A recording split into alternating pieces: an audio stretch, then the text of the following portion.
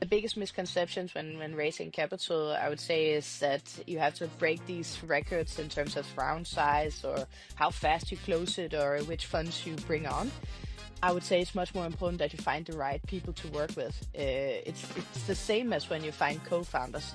It's like a marriage. When you're in a very corporate job, and I think I've spoken about this quite a few times, but it often seems like you have to follow this career path. And that was, a real fear, like what's going to happen when you actually step away from that pathway and say, okay, I'm gonna do something different. I'm gonna work on something, and it might not be successful in the end, but hopefully I've learned something from that process.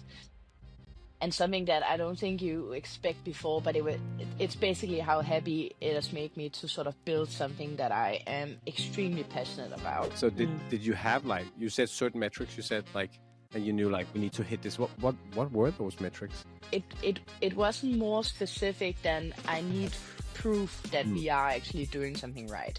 And those proof points can be many different things depending on what kind of company you're building. In our case, getting the first customer, getting business angels and funds that actually believe in you and back you up as a team and as a company, getting the co-founders that I needed in place. Those were proof points for me, but I didn't have a list. Okay, with us today we have Katja Grothe-Eberhardt, who's the co-CEO and co-founder of Climate. Climate helps businesses achieve net zero emissions through high-quality carbon removal solutions. And very, very cool, the company was recently ranked as the fastest growing climate tech company in Europe. Welcome, Katja. Thank you, Espen. Great to be here. Yeah, I'm very happy to have you. We know each other from way back when. I was telling our team here that actually, so we know each other from the studies at CBS. And I remember one of my first student jobs I got because you didn't want it anyway. So it was a very good student job. So I guess I owe you in that regard. But Katja, maybe just to kick us off, could you give us a quick intro to who is Katja? Yeah, a very simple question. Katja's mom. So That's the first bullet. Yeah. I recently became a mom to my third child, who is screaming here in the background. But Katja, other than that, if you need to attend to him, it's you're welcome. This is let's go. This is a very modern interview.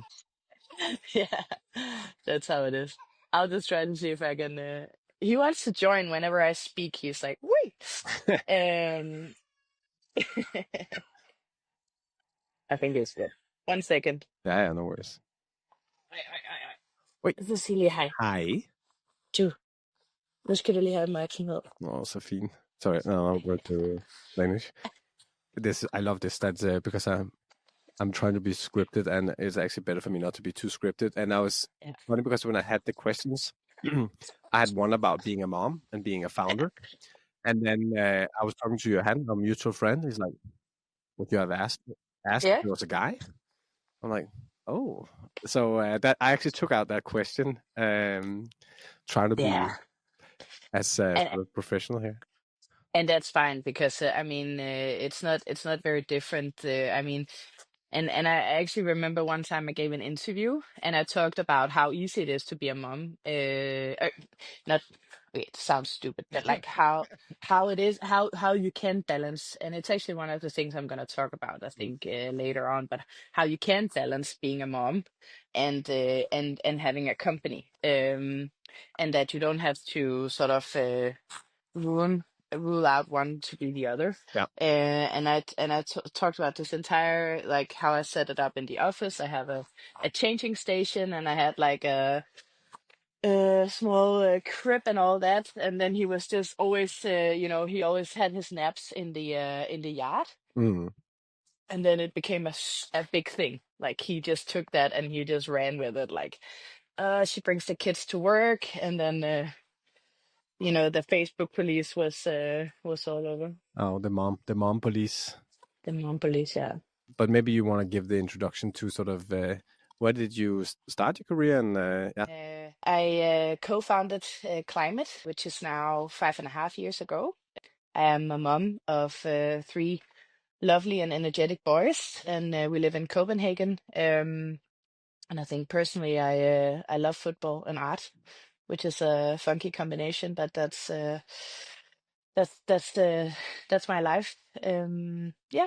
And of course, yeah. So I know the path you've taken, and as I said, one of the first student jobs I had, you had, you left that Mm. to go to another student job, and then when I had my first full time job, that was the same place as you. So I've just somehow ended up following you around almost, and here we are. Yeah.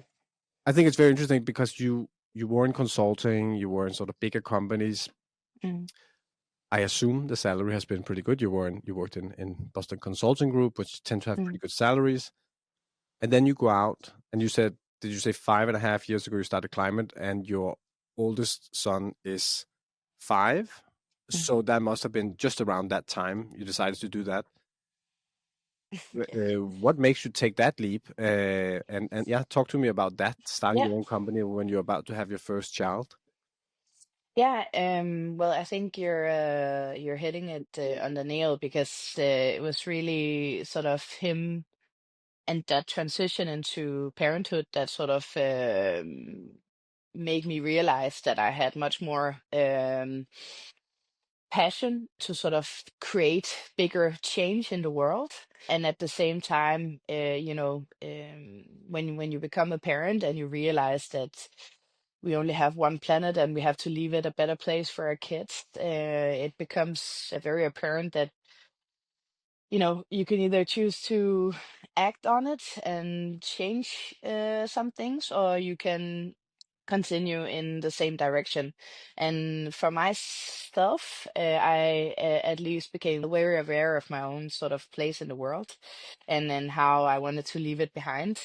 And I turned that around into something very active. So more specifically, like five and a half years ago or something like that. It was the first winter where we had the really big fires in Australia back then.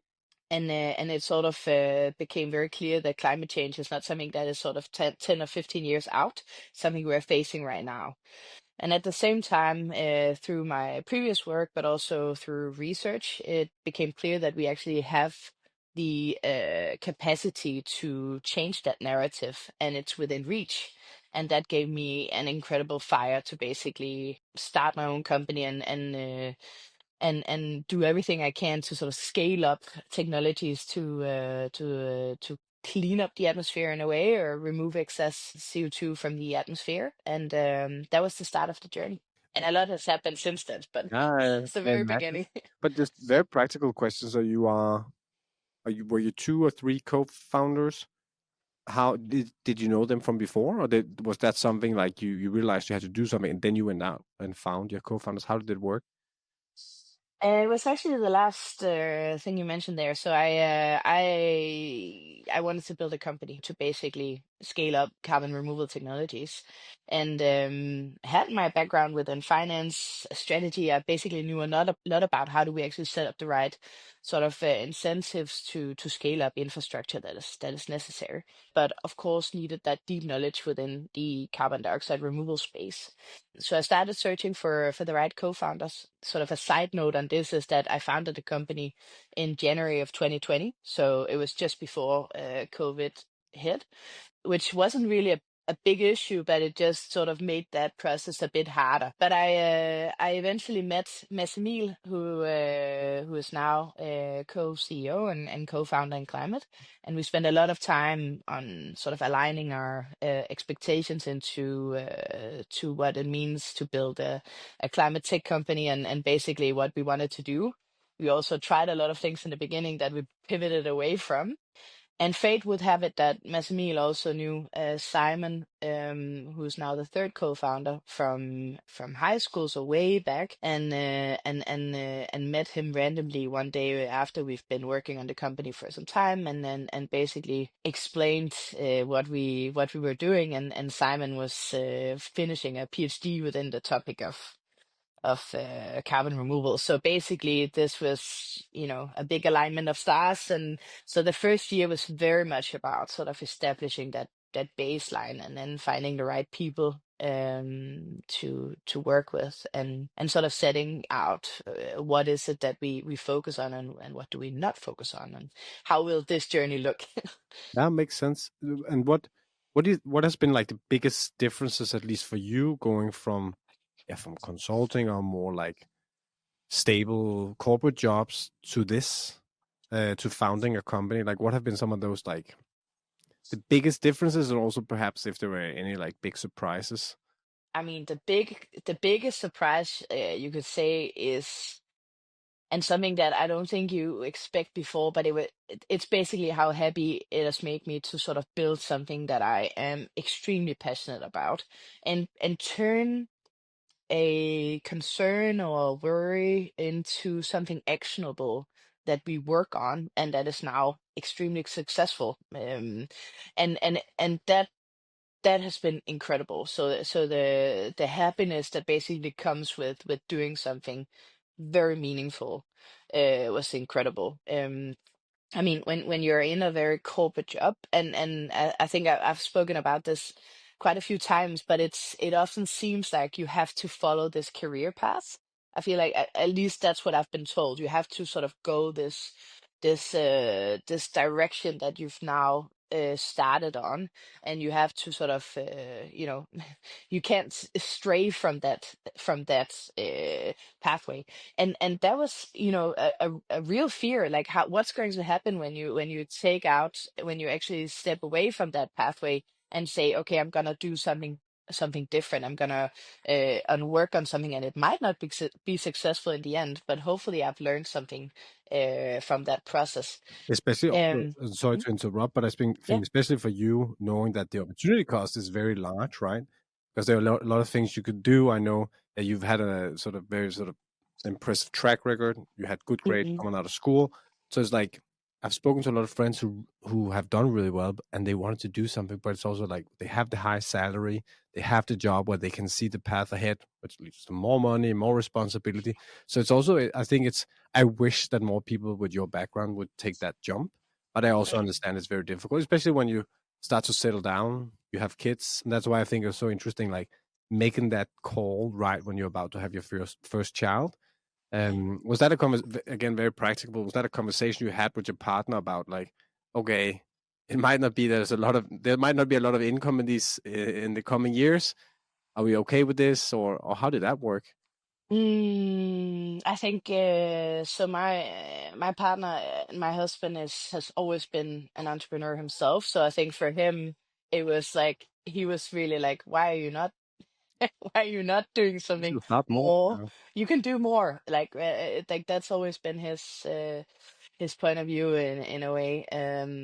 So I think that was not really the stopper, but I think, it's about changing that question a little bit, because I think the opportunity cost of not doing something so meaningful that can change the world, at least for me, and hopefully also for the next generations. I mean, for me, that was way bigger than staying in a job, sticking to that very secure high salary, and what's going to happen next. And it's also, to be honest, been the biggest learning curve, like way faster than any of the jobs that I've been in before. And I think it's about believing in the fact that you can do something, and then just do it. I think I didn't sort of consider too many things that could go wrong, and then now we're like 5.5 years in, and I'm extremely happy that I did it. Yeah, so you I have a think you also hear a lot that it's not possible to sort of have a family and start a company and have a life and have a company, and you can definitely choose to do that. Work the 80, 90 hours and not create a family. But I think it's just made me more better as mm, a leader, honestly. more efficient, perhaps. Yeah. More efficient and more focused, more less worried about vanity factors, and more focused on getting the things done that needs to be done. Mm. Um, yeah. How far into, you said it's 5.5 years old ish. Mm. How far into the journey did you realize, okay, we're onto something? There's something here. Well, after the first year, I realized that we are really on to something you can say big, because we had expanded the scope from only working with direct air capture as a technology, and we were starting to look into how do we create the right in-depth due diligence framework for broader carbon dioxide removal technologies. And it was really getting solid. And we had the first customers in the company. We were closing a first funding round as well. So I think, after that point, you start to see there is really something that makes sense here, and let's continue in this direction. Yeah. So I think I gave myself time in the beginning, but that's I guess more of a mental thing where I kept saying, I need some metrics showing that we are actually on the right path, and if I have this before the new year, then I'll continue. I don't think it was ever a question to not continue, but So mm. did you have, like, you said certain metrics, you said like, and you knew like we need to hit this. What were those metrics? Do you remember? I mean, it wasn't more specific than I need proof that Mm, we are actually doing something right. And those proof points can be many different things. So depending on what kind of company you're building. In our case, getting the first customer, getting some business angels and funds that actually believe in you and back you up mm. as a team and as a company, getting the co-founders that I needed in place. Those were proof points for me, but I didn't have a list. I mean, if you're building something deep tech related, then you probably have very different metrics to go about, right? Mm. You mentioned the fundraising here because that was going to lead me to my next question. So you raised how much have you actually raised in total now? Ah, that's a good question. We are close to 6 million euros in total. Yeah. Could you talk to me a little bit about like what's your experience been in fundraising? Also, again, I didn't have any questions about being a mom in here, but you raised the first round around a year after founding the company, so your first child must have been around, yeah, one, a little bit less than one, maybe. Mm. How what were there any concerns, or was that not an issue at all when you went out to meet investors? And I maybe it's not like you came and said, "Hello, I'm a mom," but well, yeah, was this anything that played in at all? I mean, it shouldn't, but I'm just curious. No, and Something. no, I haven't experienced that. I mean, I've raised, or like in the past, we've raised 3 rounds, which has then like been at various points in sort of my the personal life cycle, you can say. When we were raising the first round, I was pregnant with my second son, and I actually went and met with one of the investors that ended up joining us, and she was also pregnant. So I think for me, it's never been an issue, and it's not been something that I have focused on. Basically, also because you know those two things for me have been very intertwined. So you need to make the business life work with your personal life. Otherwise, there is a disconnect, and we're in climate, we're in it for the long run. So we need to make sure that we have a focus on that. That also means that people need to, have the right incentives to stay in the company. There can be a lot of focus on not paying founder salaries or not sort of having a private life. And I can't really see in the end what this benefits, because it's not going to benefit the individual that works on the company. And ultimately, this means that you're gonna have probably a short-term focus in your business. We've always had a long-term focus in climate, and that also means that we are still to this day very successful. We've never focused on raising successful round, like not successful rounds, but like these like record-breaking big rounds without actually having a need for it. And we never hired more people than we need. So it's always been a focus of mine. Hmm.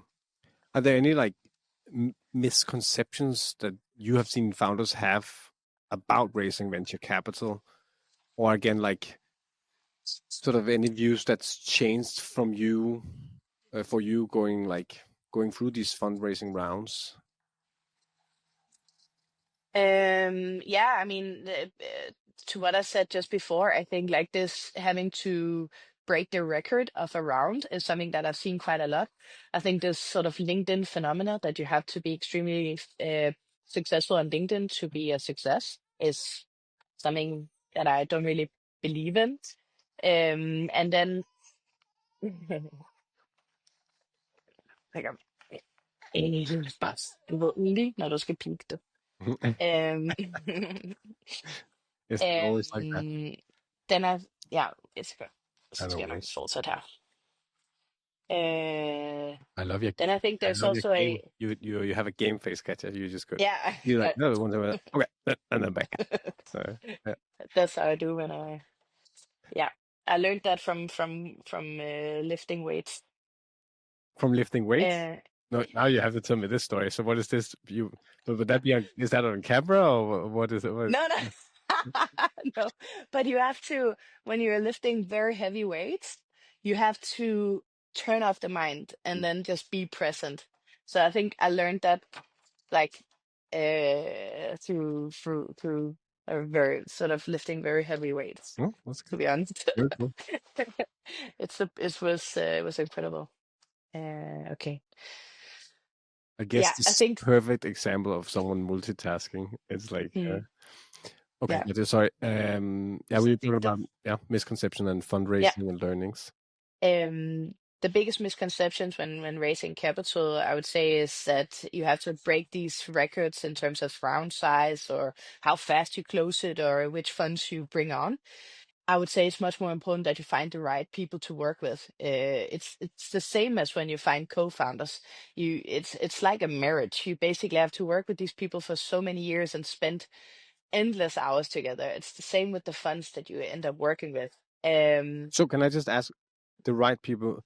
How would you define the right people? In that is that in terms of vision, in terms of what they can, what value they can add, or what? I guess it's probably a mix of different things. But like, what did you look for when raising capital? Well, I think something that I really learned in the process of raising capital is that you have to segment them like you do so many other things because you have to spend a lot of time with these people and they have to be able to help you with the right things. So one thing that we started looking for was investors that have basically, already made a bet or invested into an adjacent type business to ours. So they already know the space and they already believe in the space, but they are not directly invested into a competitor. It's something that, has been super helpful. Now, 5.5 years in, I think I've spoken to around 200 funds in total or something like that, right? You start to get a sense of who are the ones that are really that would be really really good at sort of helping the process, not just with capital, because that's you know that's in reality is just one thing, but you also need someone that are actually able to support you with the right resources along the journey. So it's become even more important to also do the due diligence on the investors that we talk to, and you do that in several ways. Like one thing is all the things that you can research on your own, like what type of other companies have you invested in, and the other thing is to speak to other companies in their portfolio and basically get a sense of how is it to work with this fund, what's the sort of involvement, all these things. And I must say that I'm super happy with the investors that we have and the help that we basically get from them. What has been like? What has been the biggest value add you've gotten from your investors? Is it introductions to potential clients? Is it operational expertise? You seem to be pretty well covered also with the co-founders you have. Like what if you were to think of examples of things they actually bring to the table? The type of support that we get from the funds has been very varying. So we have a business angel, for instance, that has been building companies on her own, and she's been extremely helpful in situations that are, everyday issues that can arise. Solving day-to-day issues, and she's always been available to basically assist whenever there was something to discuss. Then we have other funds that have been extremely helpful in helping us introducing us to basically in fundraising processes and And we've also had some help when we were basically formalizing a professional board for the company. We had a whole process running. So I think it's very varying whatever we've got out of the funds we worked with. One of the very early investors was actually running a program that we participated in the very first sort of I would say first year of climate, and it was super helpful, especially, as first time founders. I would say sort of accelerator programs or other types of programs can be a really helpful resource. It could be that the next time Antler or this is actually Rockstart Energy oh, that we okay. worked with. Yeah. Antler joined later. So Yeah, okay. Very cool. And it's Katja, you're also on the board of this Danish tech startups. Mhm. I'm very curious to hear a little bit about that organization also, because I want to talk a little bit about the Danish ecosystem. Yeah, what is Danish tech startups and what do you do? Well, Danish tech startups is basically an organization that started to focus more on the startups in Denmark, because we have some very big sort of organizations that are focusing on the big companies, but probably not a lot to sort of support, especially tech startups. We sort of basically support startups on all topics that are relevant to them, whatever topic it is where we don't have the right representation of startups. It's something that we work on, and then besides that we also create an ecosystem around startups to sort of thrive. So we host these sort of town hall events during the year, and then we also are very engaged in sort of political topics around everything related to startups basically. And some of the biggest challenges that we are working on right now are one part geopolitical, because this is something that is actually very relevant for especially Danish startups in the world that we have today. And then there's also, a lot of sort of issues around bureaucracy for startups that we are trying to tackle, and enabling better funding, to sort of name a few of these topics. And now I say we, but I just sit on the board, so that means that I'm of course involved as much as possible. But there is a super competent and super hardworking team that is working to make the startup environment in Denmark much better. So Yeah, and on that, so hopefully you have your finger a little bit on the pulse of the Danish startup ecosystem. How have you seen this evolved, or like at least over the last 5 years? Is there any sort of changes you have seen for the better or for worse? I think it's very clear that we have much more venture in Denmark, which is a very positive Like development. venture So capital, or do you mean like the community, like the ecosystem in general, or yeah, I think both the capital and venture, but also the sort of funds that are emerging to support the Danish sort of venture scene. That's super interesting. So we have funds that are both focusing on very specific topics, and then we also have much more capital going into the funds that we already have. So we start to see that they're raising the second and the third fund, which is a super positive sign, right? And I think that's a very positive development. If we talk about some of the things that we are, you can say, challenge on, is that for the last, now you say 5 years, for the last 5 years we've seen both a global pandemic and several wars and geopolitical unrest basically developing. And I think those are some of the challenges that we are battling also in the venture scene today. But there's definitely more and more interest going into to supporting this development in Denmark in general. Hmm. Yeah, you mentioned a little bit, but what do you think that the biggest challenges is for the Danish startup ecosystem? It's a very broad question because the ecosystem, of course, spans a lot. But if you were to think about the biggest challenges for developing startup companies, Mm. startup venture companies, so it could be on the funding side or operator side, but what do you think is like the biggest challenges?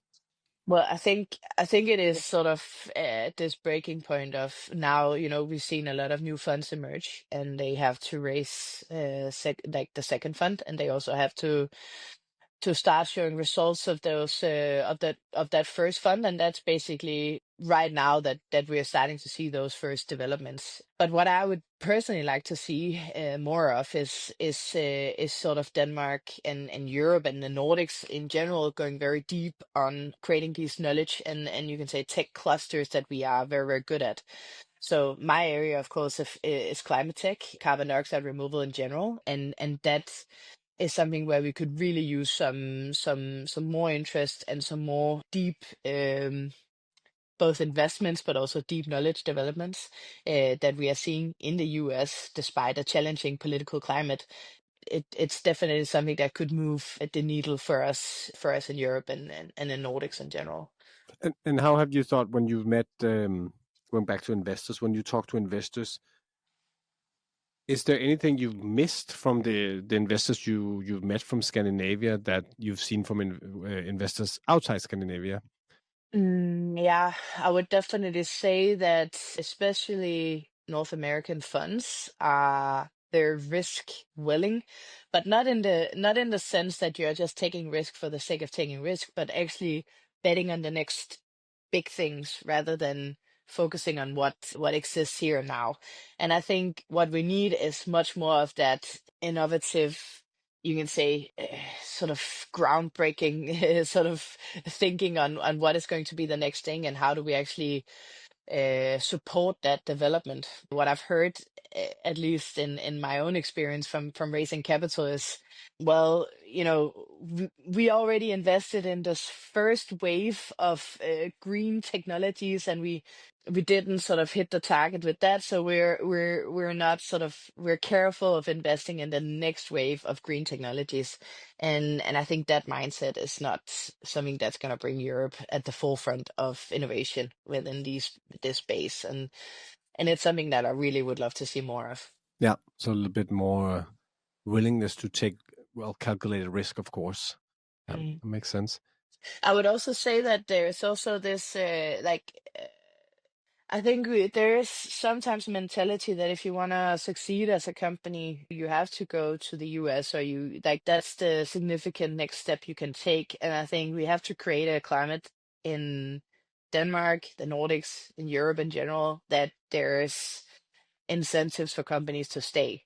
So we see a lot of these sort of politics or sort of initiatives that are being presented where it has an adverse effect on the companies. So it could be anything from an exit taxation. So when you if you leave the company or if you leave the country in some way, you are taxed with like the insane amounts. I know that this has been an issue both in Norway and Denmark. Hmm. So I think you need to create a climate where companies are incentivized to stay and to keep the innovation and keep the knowledge within the union and within the country as well. It's something that I would really love to support more and that we have to consider from a governmental point of view as well. I really wonder why there seemed to be a lack of understanding. As you say, I know it's the case of both Denmark and Norway. I wonder if it's just a question of like we've done too well, so that they maybe don't realize the urgency and the need to really foster an environment for innovation and doing something new, which is also crazy, right? Because that's how we have done well historically. It Mm, just seems so. It's a big headache here in Norway, I can tell you, and luckily we also have a sort of some fantastic people really driving the agenda that the politicians need to understand. It's mm. yeah, it's really sad, and I really hope that something is done about it. But I guess organizations like Danish Tech Startup and what we have here in Norway is a very good first step to actually get something done about this. Yeah, I think there's two things I wanna mention in this regard. I think one thing is, of course, that we probably became too convenient along the way. So there's been, a lot of growth years, stability, and that means that ultimately there are enough jobs for everyone. So we don't have to necessarily think too much about fostering innovation and doing radical changes, but basically just maintaining things as they are could be an explanation. And now we are really waking up to the reality that we have to develop, and we have to develop fast. And then the other thing that I actually now am quite sort of happy to see is that Esben, who's running Danish tech startups, he's been very focused on geopolitical issues. So he's been very focused on Ukraine and defense tech for quite a lot of years now. And it's only now that I think it's become very apparent that this is such an important topic for not only like the broader political scene, but also for Danish startups in general, because we have a lot of startups that are working with the US and working with other parts of the world, and basically are now also sort of dealing with these uncertainties that are brought into the world. So I think I'm super impressed with the people that are really working on a very driven agenda to make it better for all of us, basically, and especially for us startups. And there are sort of very, very hard topics that they are also bringing up to the highest level, and getting sort of you can say revoked, so it doesn't have huge implications for startups in Denmark. Katja, I just want to finish us off with two questions. One about investment or fundraising, one about being a founder. If I'm Esben here, new founder, about to start a new company, I have a great idea. What advice would you give me? I would definitely, from a very biased place, say you have to sort of chase that dream, especially if you have a very good idea that you are motivated and you find meaningful, and that you can see that there's actually something to do. I would definitely say go for it, and find some good people to work with along the way. Don't worry too much about career implications and whatnot. At least for my own sake, I sort of I'm trying to think more about instead of saying what's the worst thing that can happen, basically try to say what's the best thing that can happen from doing this. So be a little bit more brave into it. And if you now my company has done fairly well, I'm about to go out and raise capital. What advice would you give me about or around raising capital? I would definitely say that the sort of the first piece of advice is to get a good network of peers that you can spar with. So find other founders that have done this before. And how did you do that? Just how would you do that, like very practically? Very practically, I had one of my very good friends, her boyfriend, build a company in the climate space as well. And I just invited them over for dinner. And then I, pitched my very early ideas about what the company would be, and so tried to get some input from them on how it would look. I sent sort of my very early web page to 10 friends that could give me some feedback and let me know what worked and what didn't work. And then this sort of network is just invaluable. They can give you insights on what type of funds would be relevant to talk to, get an intro to the funds that you want to meet, give you feedback on the pitch deck, give you input on your data room. There's like endless amount of support that you can get from people in the network, and I would definitely sort of start to build that up. Then it's just about building the right process. Preparing, and you talked about segmentation earlier. There's a lot of steps. Like the right preparation has always been important for me. We built up a very sort of detailed data room that we would be able to share with investors in that process post signing an NDA, so that we could actually sort of give them the information that was necessary for them to figure out if we were a right fit for them. would have a list of investors already that I had segmented and would know what type of companies have they already sort of invested in our space. Do we know someone that they worked with, so we can actually get that a level of insight? That's another sort of another step. Create a pitch deck that tells about the business and about the good sides that you basically are going to do, but also about the challenges that the industry or the sort of the market is facing, and then decide on what kind of process you want to run. You can do a very tight process, or you can do a more loose process. I guess it's up to the individual. Okay, Katja, thank you so much for joining. Very, very cool to hear the story of climate and see how far you've come in the 5.5 years. Very much looking forward to see the continued journey. Thank you.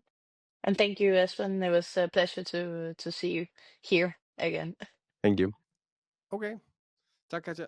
Så det her, det må være den episode, hvor jeg er mest spændt på at se, hvordan de kommer til at klippe det sammen. Men han er jo meget tryg på hjemme hos os, og så børnene er jo så forskellige, ikke? Så vores første, han har været ret let, og nummer 2, han er, der er helt sikkert folk, der har meget større problemer, end vi har, men det er sådan, det har i hvert fald ikke været lige så let. Hvor gammel var han, sagde du? Han bliver 3. Jamen altså, Esben,